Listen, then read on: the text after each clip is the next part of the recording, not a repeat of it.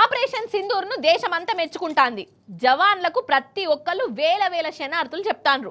రాజకీయం లీడర్లు కూడా రాజకీయాలు పక్కకు పెట్టి సెంటర్ ప్రభుత్వానికి హిమ్మతిచ్చిర్రు.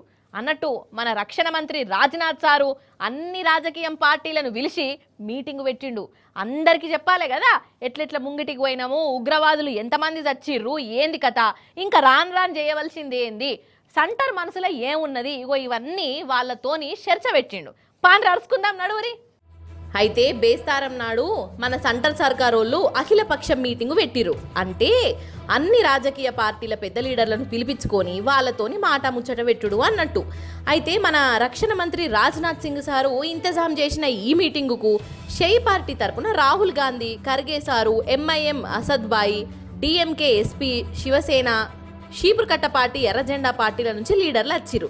ఇక వచ్చిన వాళ్ళకు ఇది సంగతి గిట్ల చేసినాము, ఇక ఇట్లా చేద్దాం అనుకుంటున్నాము, మీకేమన్నా ఉపాయాలు ఉంటే చెప్పుండ్రి. మా ఉపాయాలు ఇగో ఇవి, ఎట్లా ముంగిటికి పోదాము, ఏంది కథ, ఇగో ఇవన్నీ చెప్పిండట రాజ్నాథ్ సారు. ఇక ఆపరేషన్ సింధూర్తోని మంచి పనే ముంగట పెట్టుకున్నారు. మేమందరము మద్దతుగా నిలబడతాం, అన్ని పార్టీలోళ్ళు ఒక్క మాట మీద నిలబడి చెప్పిర్రు.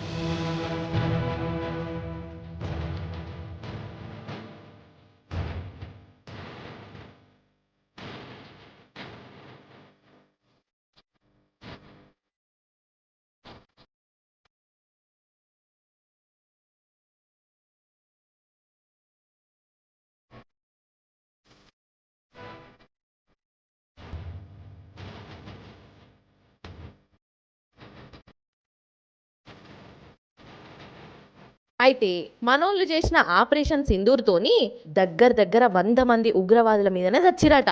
ఇక ఇది ఇంతటితో నడవలేదు, ఇంకా నడుస్తూనే ఉంటుందట. ఇక మీటింగ్ ఒడిచినాక లీడర్లు బయటకు వచ్చి సెంటర్ సర్కారు ఏ పని ముంగట పెట్టుకున్నా మేము సపోర్ట్ చేస్తామని చెప్పిర్రు. మొత్తానికి ఆపరేషన్ సింధూర్ విషయంలో ఎన్ని కీసులాటలు దాకులాటలున్నా అటు రాజకీయం లీడర్లు ఇటు జనాలు ఒక్కటై జవాన్లకు మద్దతుగా నిలబడ్డారు.